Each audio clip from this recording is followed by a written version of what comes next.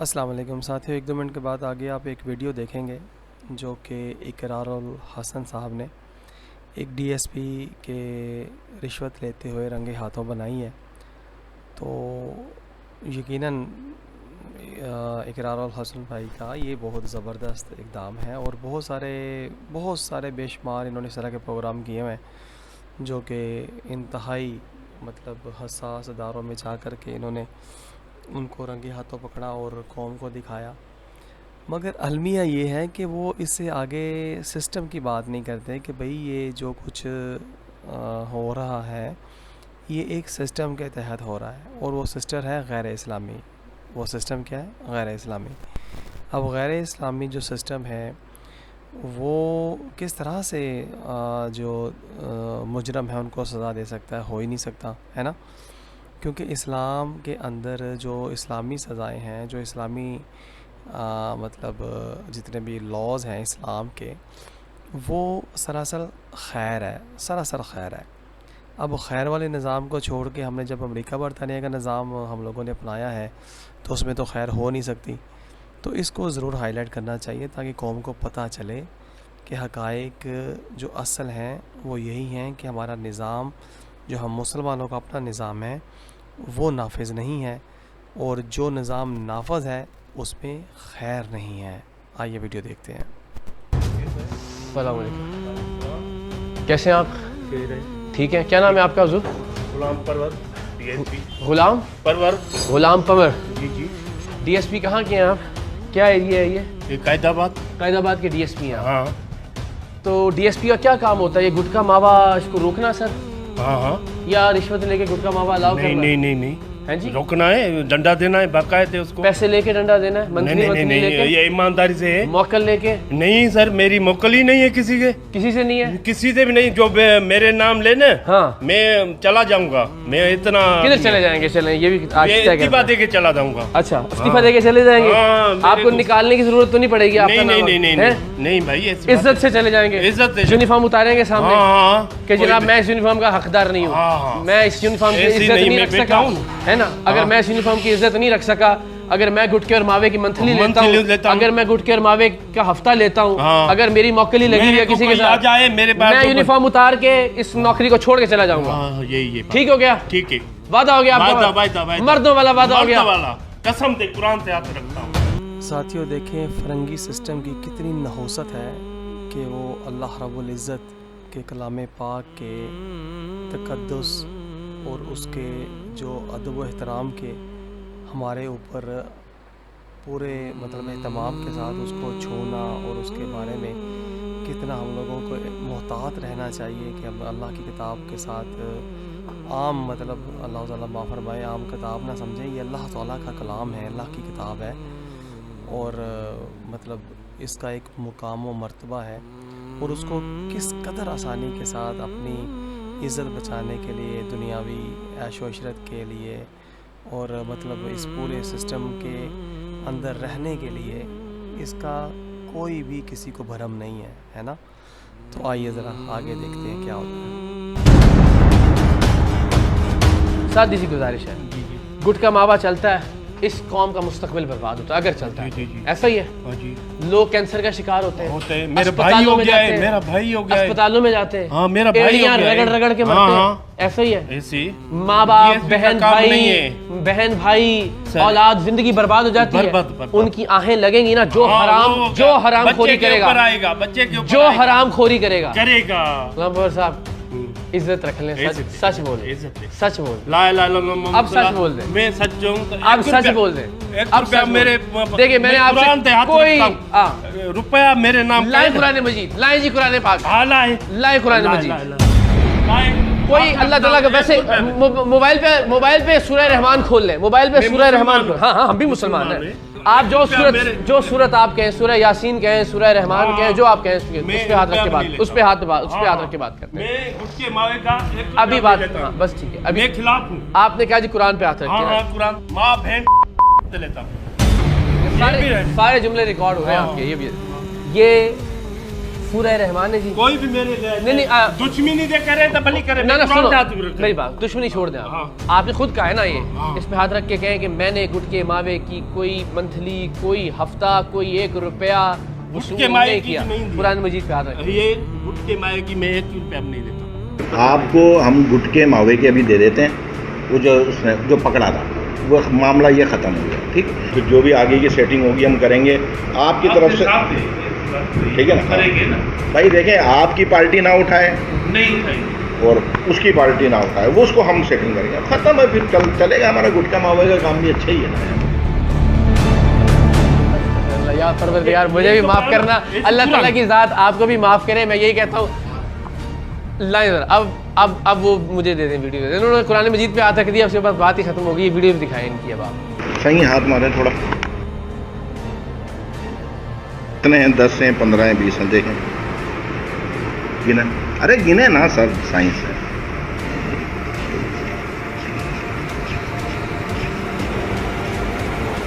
15, یہ 5 اور یہ ہو گئے آپ کے 20. یہ علاؤدین کے گٹکے ماوے کے ہو گئے. اب آپ اس کو ہاتھ نہیں لگائیں گے, ٹھیک ہے. ابھی اور بھی ویڈیوز ہیں, پوری تسلی سے دیکھنی ہے اب آپ نے. ٹھیک, اگلی بھی دیکھیں نا, سمجھ تو پوری آئے گی اب آپ کو. اب سمجھائے بغیر تو ہم اٹھیں گے نہیں یہاں سے. یہ ہو گئے 20,000. یہ آپ کے پورے 1 ہفتے آپ نے ہمارے بندوں کو اٹھایا. نہیں میں نہیں اٹھاؤں گا. میری کیا نہیں آئی وہ سے جو اس کو میری یہ ٹیم ہے. شرم آ رہی ہے تمہیں؟ ڈی ایس پی صاحب اس کا جواب دیں. بس میں ابھی چھوڑتا ہوں. اس کا جواب کیا چھوڑتے ہو؟ میں آپ سے گزارش کر رہا ہوں, میں آپ سے ریکویسٹ کر رہا ہوں, تشریف رکھیں اپنی سیٹ کے اوپر. اپنی سیٹ کے اوپر تشریف رکھیں. کچھ کہہ رہے ہیں کیا آپ کو ہم؟ آپ سے کوئی لڑائی کر رہے ہیں؟ آپ سے کوئی لڑائی کر رہے ہیں؟ آپ کریں بسم اللہ کریں. پانی پلائیں ڈی ایس پی صاحب کو. کریں افسران کو فون کر لیں نا, بتائیں ان کو. کیونکہ ایک بندہ آیا ہوا اے آر وائی سے, بات کروا دیں. بس آ جائیں, پھر 5 منٹ رک جائیں. ساری کراچی میں جو ہوتے ہیں میں بڑا ظلم کیا ہے. جو اٹیک ہو جائے میرے لیے وہ صحیح ہے. گٹکے کے پیسے کیا اٹیک, ہارٹ اٹیک ہو جائے؟ پانی پلا رہا ہوں آپ کو. نہیں, آپ کو ہارٹ اٹیک ہو جائے آپ کو بڑا مسئلہ ہے. جن غریبوں کو کینسر ہو جائے گٹکے ماوے کی وجہ سے. لیتا ہوں بندے بس. یہ کیا پہلے کیوں ہے قرآن پہ ہاتھ رکھ کے جھوٹ بولتے رہے. آپ کو آگے پیسے دیے, یہ نہیں ہوا. کس چیز کے پیسے لیے پھر آپ نے؟ یار میرے کیا ہے بھلا اتنی دشمنی؟ کیا دشمنی؟ بابا جو فروخت کرنے کی اجازت دے رہا ہے. مر جائے اس شہر کے بچے, نہ پڑھنے کے قابل چھوڑا ہے, نہ مستقبل چھوڑا ہے. مائیں برباد ہو گئی, باپ برباد ہو گئے, خاندانوں کے خاندان اجڑ گئے. آپ لوگوں کو آپ کی رشوت چاہیے صرف. نہیں اس شہر کے لوگوں پہ رحم کریں, ہاتھ بندھیں, اپنے اوپر اپنے بچوں پہ رحم کریں. یا پروردگار معاف کرنا اس کو بھی, ہم کو بھی.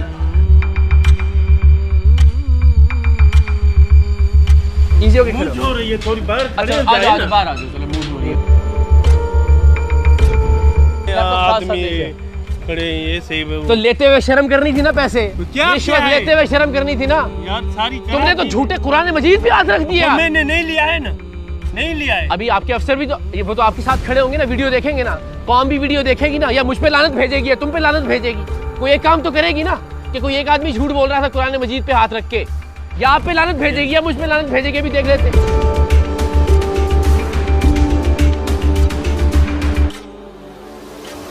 کبھی کہہ رہے ہیں باہر جانا ہے, کبھی کہہ رہے ہیں اندر آنا ہے. عجیب آپ نے ہمارا آنا جانا لگایا ہوا ہے.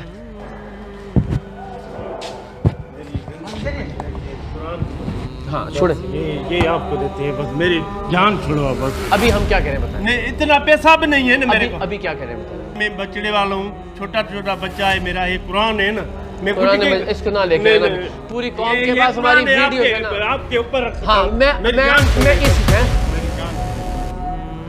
میری جان یہ قرآن لیتا ہوں, میری جان.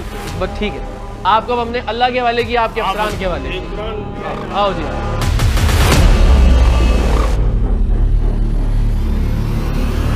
آخر کار ڈی ایس پی نے قرآن پاک میرے سر پر رکھ کر کہا کہ خدا کے واسطے میری جان چھوڑ دے. سو ہم اللہ کے کلام کے احترام میں وہاں سے چلے آئے کہ معاملہ اب اللہ اور اللہ کے بعد اس کے اعلیٰ افسران کے سپرد ہے، لیکن ہمیں کسی پر اثر کارروائی کی کوئی امید نہیں، کیونکہ اورنگی ٹاؤن کے ڈی ایس پی جعفر بلوچ کی رشوت خوری کی ویڈیوز ریکارڈ ہونے کے بعد ہم نے اس وقت کے ڈی آئی جی ناصر آفتاب کو اعتماد میں لیا کہ وہ اس کے خلاف ہمارے ساتھ مل کر کارروائی کریں، کیونکہ ہم ناصر آفتاب کو ایک قابل اعتبار افسر سمجھتے تھے، لیکن انہوں نے اپنے ماتحت ڈی ایس پی کو غائب کر دیا۔ کچھ دن اسے معطل کر کے دکھاوے کی کارروائی کی گئی اور اب جعفر بلوچ واپس ڈی ایس پی کے عہدے پر بحال ہے۔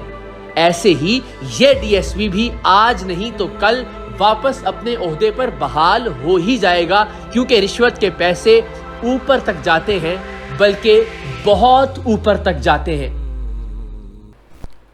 جی ہاں ساتھیوں، رشوت کے پیسے اوپر تک جاتے ہیں، بہت اوپر تک جاتے ہیں۔ تو بات یہاں پر سمجھنے کی یہ ہے کہ یار ہم لوگوں نے کلمہ پڑھا ہے، پتہ نہیں کہاں سے پڑھا ہے کلمہ، زبان سے پڑھا ہے، دل سے پڑھا ہے، یا خیالوں میں پڑھا ہے، کچھ سمجھ نہیں آ رہی ہم لوگ کس طرح کے مسلمان ہیں۔ تو یہ سارا جو سسٹم ہے غیر اسلامی، ہم لوگوں کو سمجھ ہی نہیں آ رہی کہ جب تک اسلام کی تعلیمات عام نہیں ہوں گی، اسلام کے قوانین عام نہیں ہوں گے، اسلامی نظام رحمت نافذ نہیں ہوگا، ہم کبھی بھی خیر کو نہیں پا سکتے، ہے نا۔ تو اب ضرورت تو یہ ہے نا کہ اس پورے سسٹم جو اتنا کرپٹ سسٹم ہے، اس کو جڑ سے اکھاڑ کے اور سمندر برد کر دیا جائے، اور ہم سب جو مسلمان ہیں ہم اپنے نظام رحمت صلی اللہ علیہ وآلہ وسلم جو پیارے نبی پاک صلی اللہ علیہ وسلم عطا فرما کے ہیں اس کو نافذ کیا جائے۔ تو سمجھ سے باہر ہے کہ ہم اس نظام کی بات ہی نہیں کرتے، اور پلید جو گندا اور پلید سسٹم نظام ہے اس کو ہم پاک کرنے کے چکر میں ہیں، اپنے نظام کو چھوڑ کے کافروں کے نظام کو پاک کرنے کے چکر میں۔ تو یہی بات جناب آخر میں یہی ہے کہ ایک ہوتی ہے بھینس اور ایک ہوتا ہے کٹا، ہے نا۔ بھینس تو دودھ دے سکتی ہے، کٹا کبھی دودھ نہیں دے سکتا۔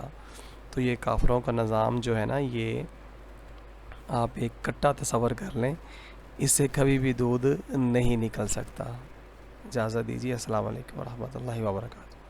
مولایا صلی